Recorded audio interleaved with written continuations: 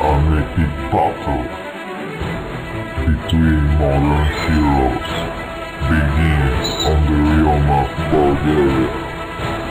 Brought to you by B-Action. Добре дошли на втори епизод на новото предаване Благоевград Екшън, в което нашите двама участници, които виждате на екраните си, ще трябва да пренесат колкото се може по-голяма част от този сняг, който е в краката им. Ще трябва да го пренесат на една купчина по-далеч от тази, и който пренесе по-голямо количество сняг, ще спечели повече точки. Както обикновено.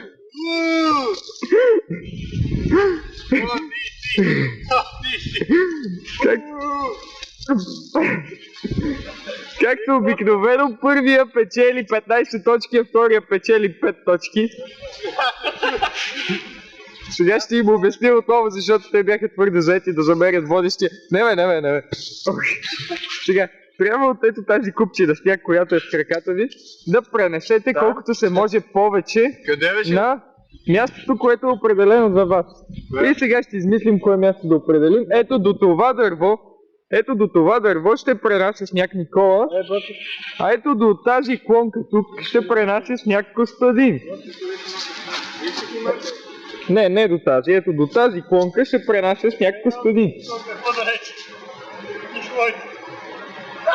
Добре, значи разстоянието нещо да ни е как спрем. Ето до тази клонка, ето до тук ще носи сняг Костадин.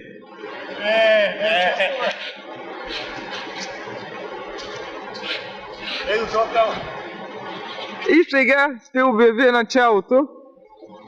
Готови? Старт! Хайде бе! Старт бе! Така, сега кой ще пренесе по-голямо количество сняг?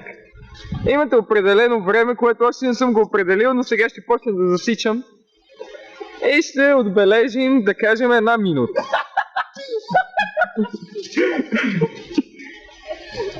Сега започваме да засичаме 1 минута от...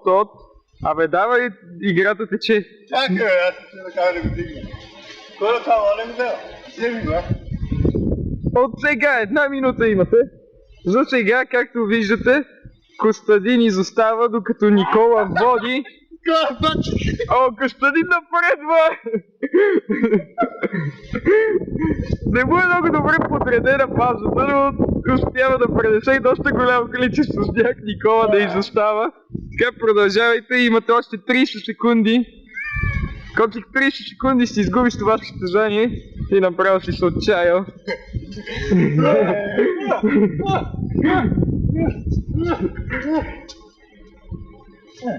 Така, още няколко секунди, още 20 секунди остават.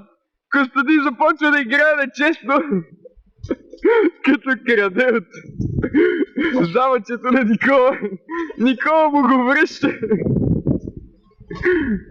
5 секунди, 4, 3, 2, 1 и... Времето изтече. Сега е време да оценим кой колко сняг е събрал. Както виждате, тук Никола е събрал едно прилично количество сняг, колкото за един малък снежен човек. Сега изглежда само много, ето бе. Дай малко. Костадин се опитва да манипулира резултата. Сега нека да проверим неговата купчинка. Тук е моята купчинка. Тук е моята купчинката, ето я. Сега нека да проверим.